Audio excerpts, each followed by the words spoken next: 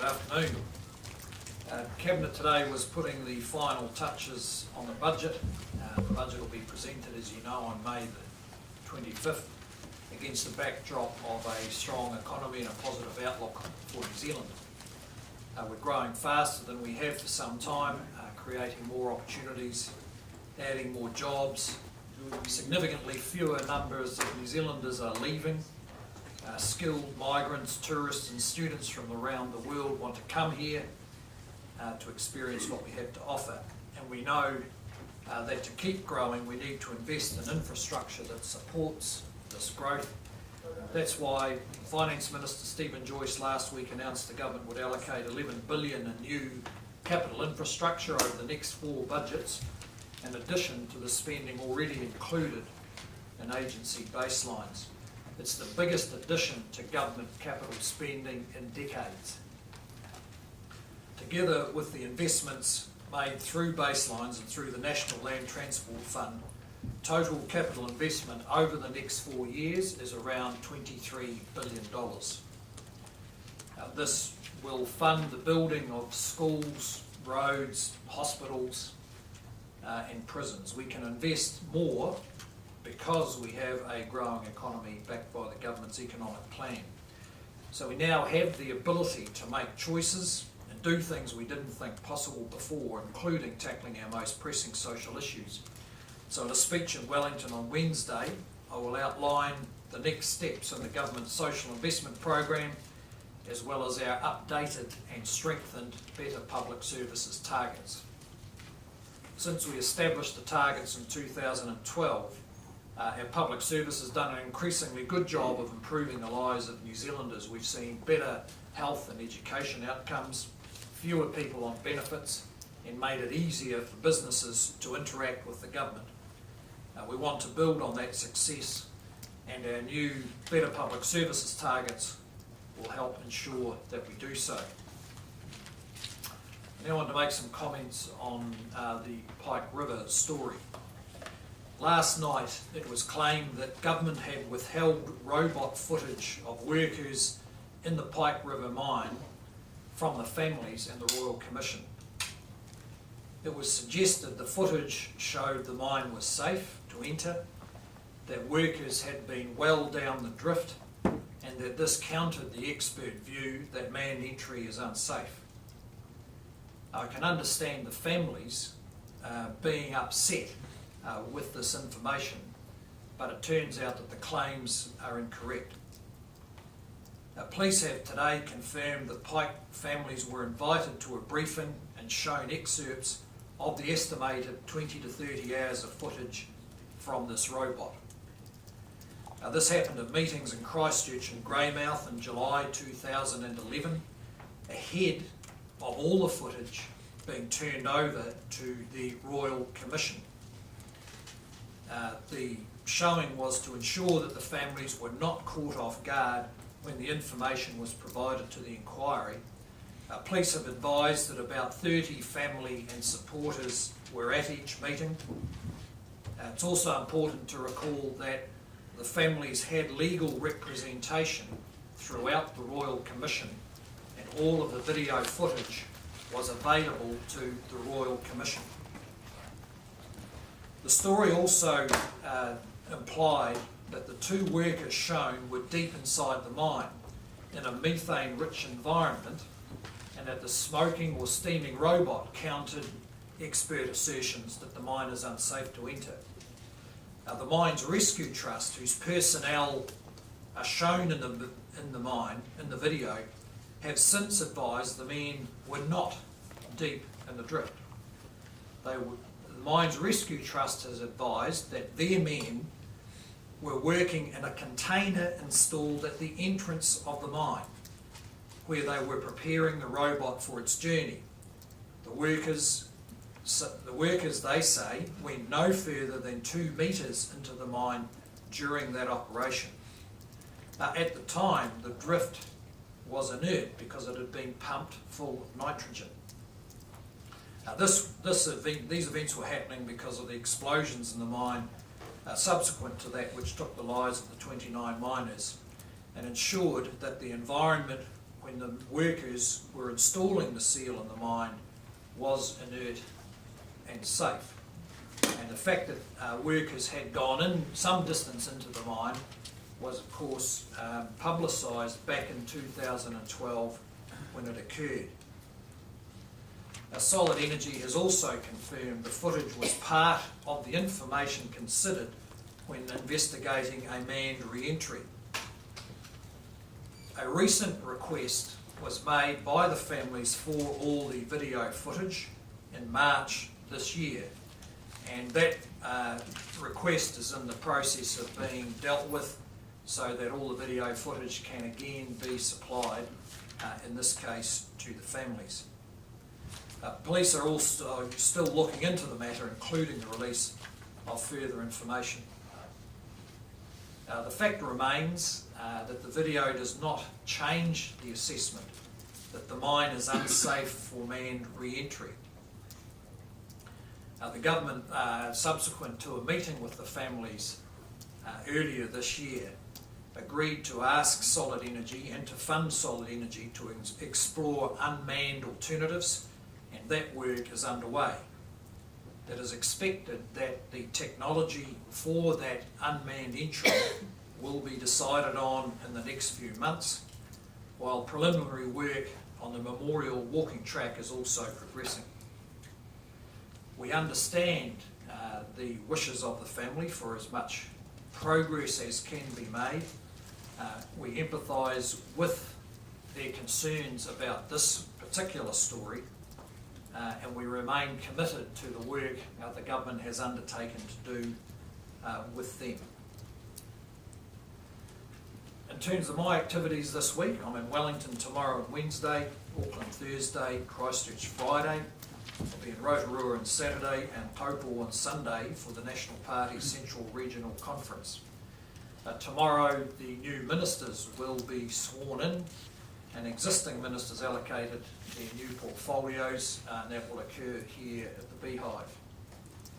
In the House this week we're progressing the Fire and Emergency New Zealand Bill, the Te Tura Whenua Māori Bill and the Maori Purposes Bill. Any questions? Are you saying, Prime Minister, that the families have seen the footage of the robot smoking or steaming in those particular meetings? I'm just passing on the advice from the police. The police advised that in the process of turning over the video footage to the Royal Commission, they decided that they prefer the families weren't blindsided by that, and so arranged for 2 showings. Then, as yet, not able to tell us exactly who turned up to those showings or exactly which excerpts were seen. Because the families say that they haven't seen those excerpts of the robot smoking or steaming at those meetings. Well, it's possible that some of them didn't. I think that is the case. Well, it may be the case. Bear in mind that whatever occurred at the meetings, and that's yet to be exactly established, the footage was, as we're advised by the police, turned over to the Royal Commission. The families had legal representation throughout the Commission of Inquiry, and again, we haven't yet been able to establish exactly how the Commission of Inquiry dealt with the video, but it was certainly available to them. But the police also told us that they didn't show those excerpts of the mines rescue workers and the robot to the families, so they weren't shown to them at those meetings. That's the police position. Well, you need to take that up with the police. I'm telling you what advice I've had, which was simply that they arranged some meetings with the families. They were shown excerpts of videos. The video was then all turned over to the Royal Commission. And so the idea that it was secret video is simply wrong. It's part of the record of the Commission of Inquiry. The families had legal representation there. The Crown was fully involved. The commissioners were responsible in the end for how they used the video. Yeah, the point I'm making is that they weren't showing the robot inside the mine or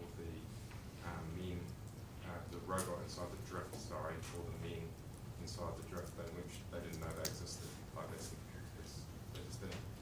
Well, my advice is it's not correct to describe the men as being inside the drift in that video, although as News Hub reported in November, 9th of November 2012, the family's experts went 170 metres into the mine. So people have been in the drift. The Crown has not been covering up or not admitting or anything.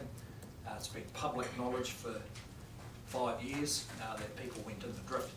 But with respect to what the police shown, that's really a matter for the police. Some of the families would have been there. The advice is 20 or 30 people.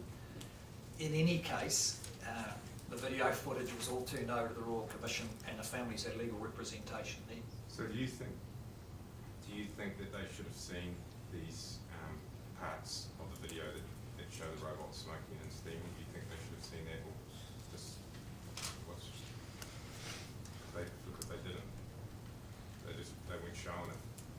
Well, I think that is yet to be established about exactly what was shown at those meetings. No, the police have said they didn't show them that. They told me. Got a statement from them. Well, that's a matter for you and the police to sort out about what they've said. They haven't advised me yet. Yeah, but they didn't see it. So my question to you is, do you think that the families should have known that this vision existed because they didn't? That's the question.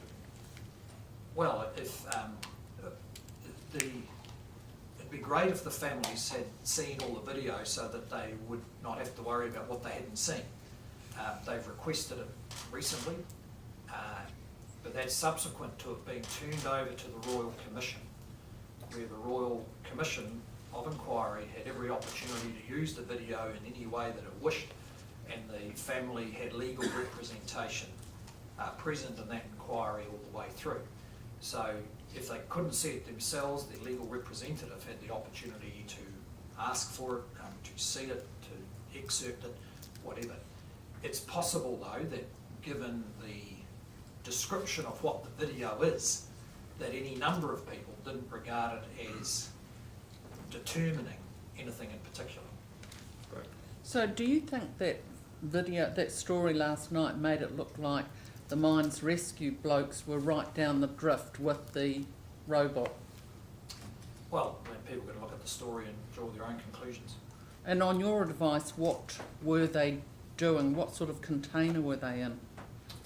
Well, the advice, well, it's not just the advice to me, it's a public statement made by the Mines Rescue Trust, is that the men were in a shipping container at the opening of the mine, that is in the first few metres of it, preparing the robot to go into the mine. When it was prepared, they opened the doors and let the robot into the mine, and they may have gone 1 or 2 metres in.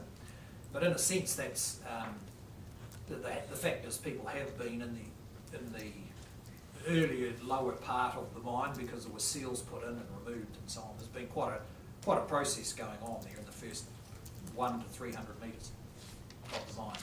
So is your position that they have never, is that people have never been in the drift? It's not a matter of my position, it's a matter of facts as outlined, and the facts as outlined in a series of, News Hub story, November the 9th, 2012, is about the international experts who entered the Pike River Mine, went 170 metres into the tunnel. Solid Energy has published in the past that the drift has been previously re-entered by mines rescue personnel to a point of about 300 metres from the portal, and that was related to reconnaissance for where they put the seals. The video shows them, according to the Mines Rescue Trust, 1 or 2 metres into the portal. That seems to be the sum total of the people who've gone in the drift. So what's your position then on the police saying that the Mines Rescue only operated the robot from that entrance? I mean, do you feel that the police are telling you the truth with everything? Well, I'll rely on not just the advice to me, but the public statement they've now made on this matter.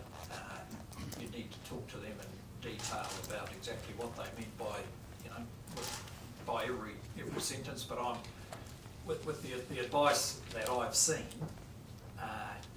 makes it pretty clear that there weren't people hundreds of metres into that mine in a way that would distress the families, certainly, if they didn't know about that, and I think would surprise anyone else. When is Solid Energy due to cease operation, and if there hasn't been an unmanned entry before that happens, who's going to liaise with them? Well, certainly the intention is to follow through with it, whatever form Solid Energy is in, and the work's been underway now. There was a meeting last week, including with the families representatives, choosing the technology. But the issue of kind of ongoing legal status is something probably best addressed by the Honourable Nick Smith or Stephen Joyce.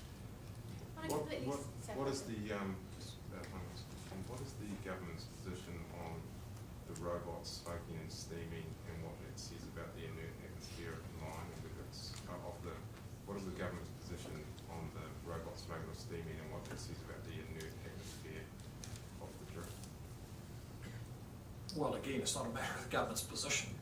It's a matter of what appears to what the advice we have about what occurred, and that is that the robots went into the drift, which had been pumped full of nitrogen to make it inert.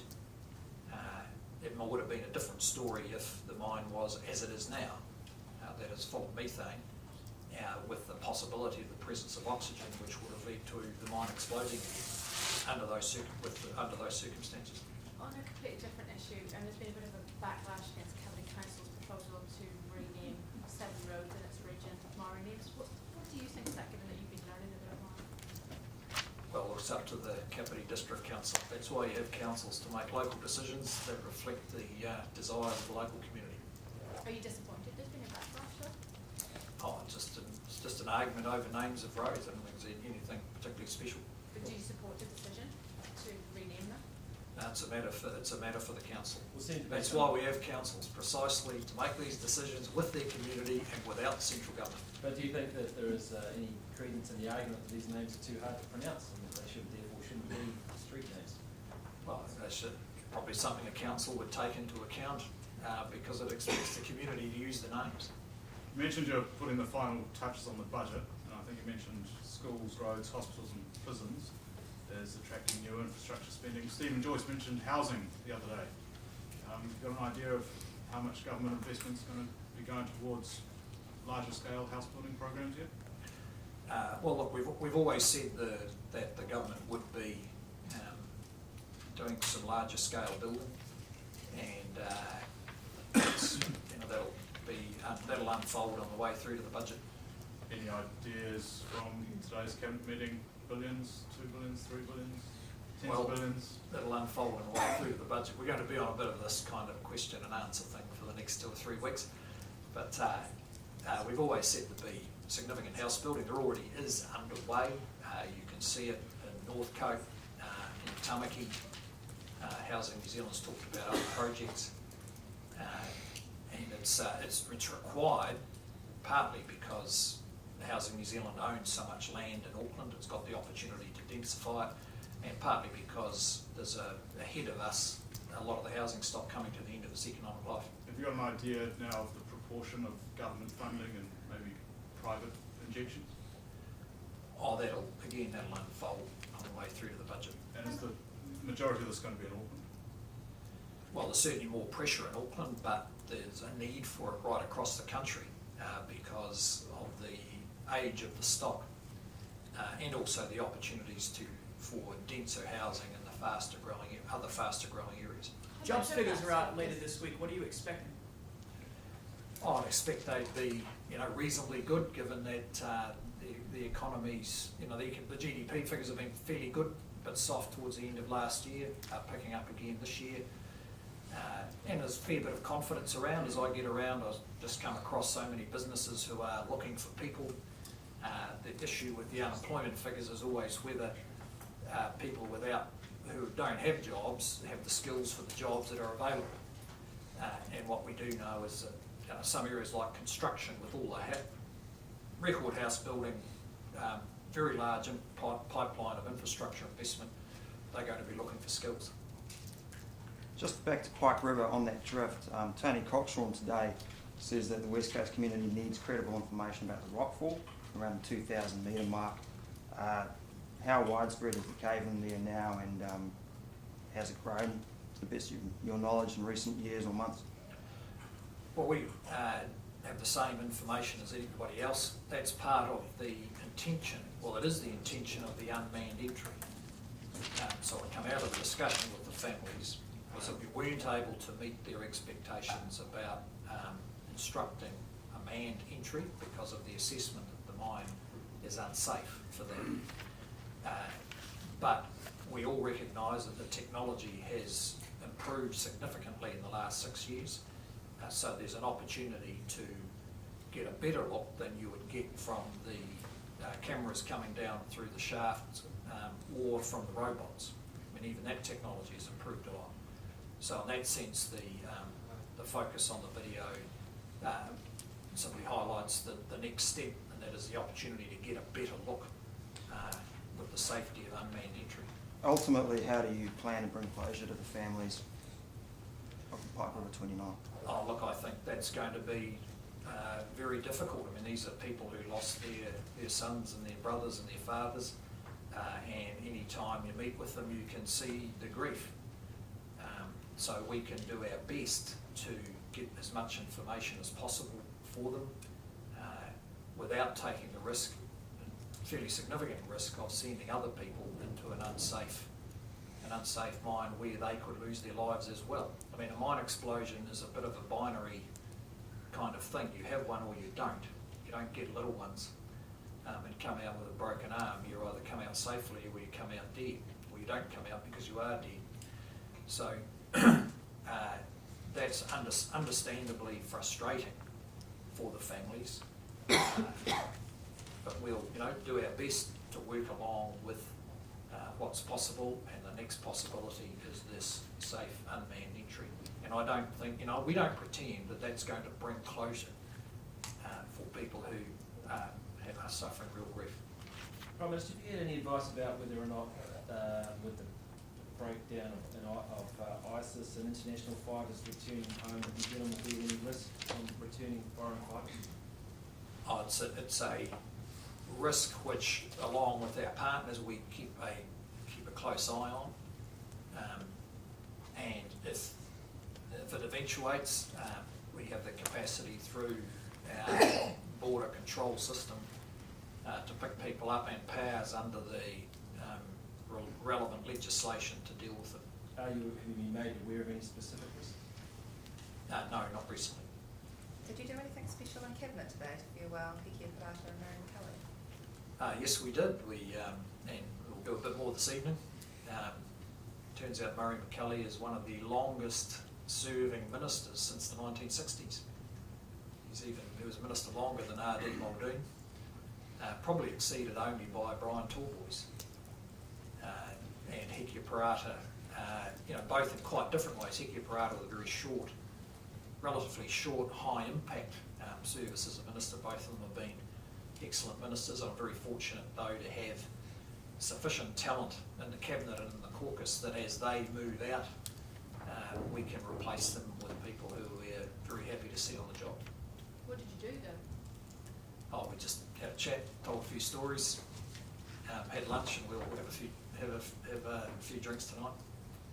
Prime Minister, the citizenship changes that Australia announced, you spoke about confirmed about them on Friday. Why did it take so long to get that assurance from him that New Zealanders wouldn't be affected? Oh, I think to a large extent because he was travelling, and because it just took a while to sort out exactly what the Australian system thought it had decided, and whether it had considered the impact on New Zealand. Malcolm Turnbull has been a friend to New Zealand on these issues where where we've had real concerns. He's done his best to respond, and in this case was able to confirm that the original deal put in place with Prime Minister Key remains as it was.